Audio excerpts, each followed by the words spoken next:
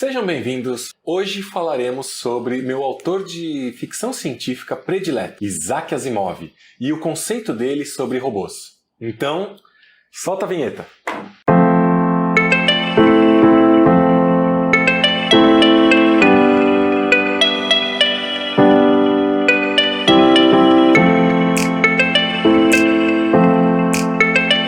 Isaac Asimov é de longe o meu autor de ficção científica predileto.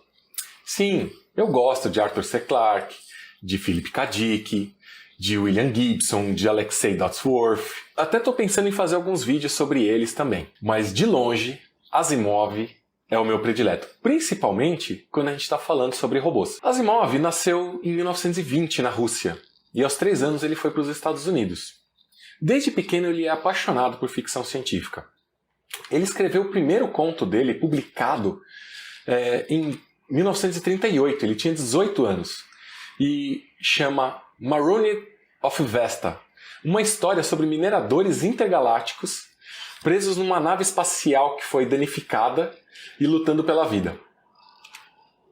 Mas o bacana mesmo é quando ele fala de robôs. Na época já existiam histórias de robôs e de máquinas criadas pelo homem, mas uma coisa que incomodava muito Isaac Asimov era que todas elas tinham o mesmo enredo, a mesma sequência de histórias.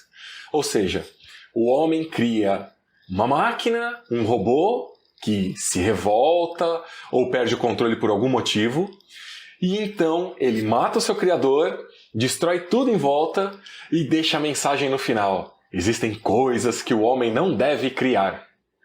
Sempre a mesma coisa. Isso o Isaac Asimov chamava de Síndrome de Frankenstein. E é por isso que você nunca vai ver uma história de Isaac Asimov onde os robôs saem destruindo tudo ou escravizando a humanidade, coisas assim.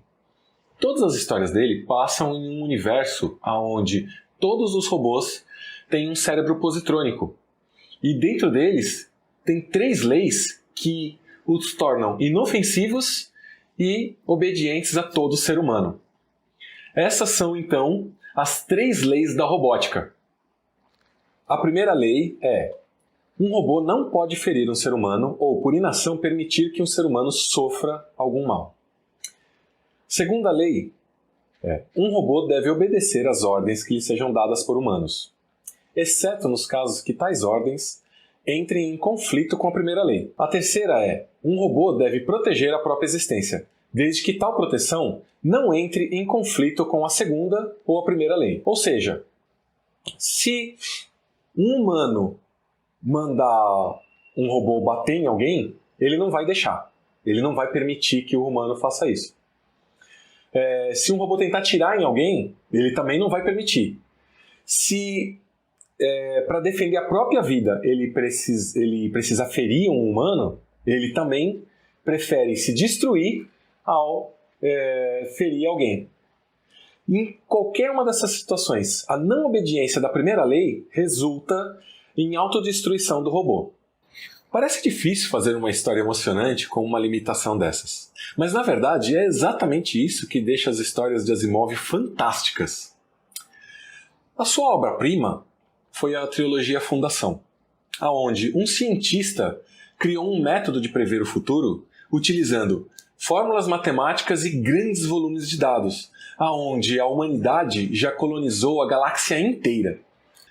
Essa trilogia ganhou o Prêmio Hugo em 1996 e é até hoje considerada a melhor obra de ficção científica já escrita. Originalmente ela não tinha nada a ver com robôs, mas com os anos foi passando e o Isaac Asimov achou melhor complementar ela com 4 livros, integrando a história da trilogia Fundação com Eu, Robô e Cavernas de Aço. Nessa nova versão, ele criou a Lei Zero, uma lei mais fundamental do que a primeira lei que os robôs já tinham que seguir.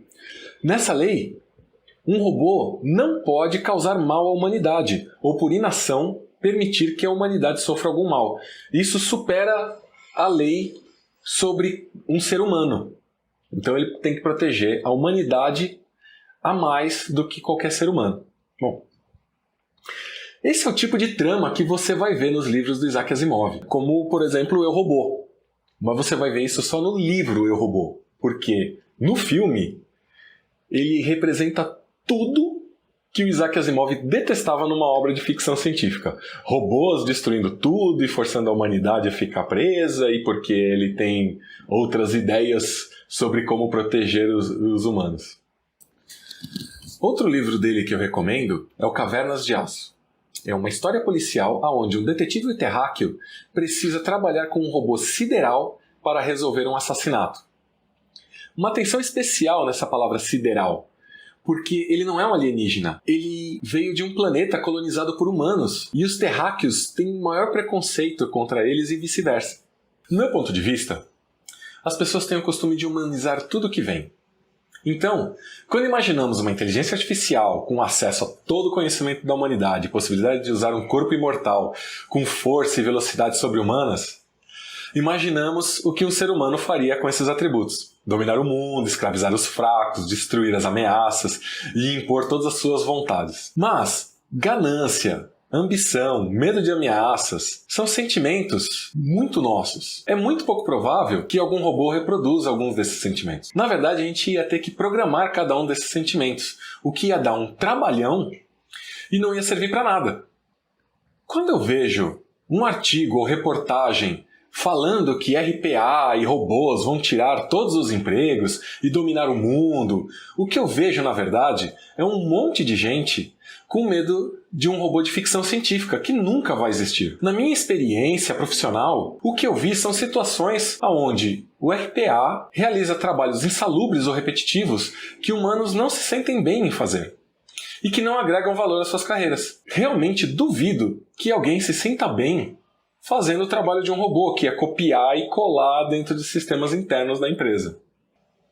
É muito parecido com o conto do Asimov, A Última Pergunta, onde humanos e inteligência artificial se complementam em harmonia, evoluindo juntos, sem que um tenha que destruir o outro. Para encerrar, eu quero saber o que você acha. Concorda com a visão de Asimov? Ou você acha mais provável que a gente crie robôs estilo Exterminador do Futuro que vão nos destruir para viver em um planeta vazio e sem graça? Escreva sua opinião nos comentários. E se você gostou, dá um like. E se você gosta de ouvir sobre robôs, RPA e automação de processos, clica aqui e se inscreva no canal. Muito obrigado e até a próxima.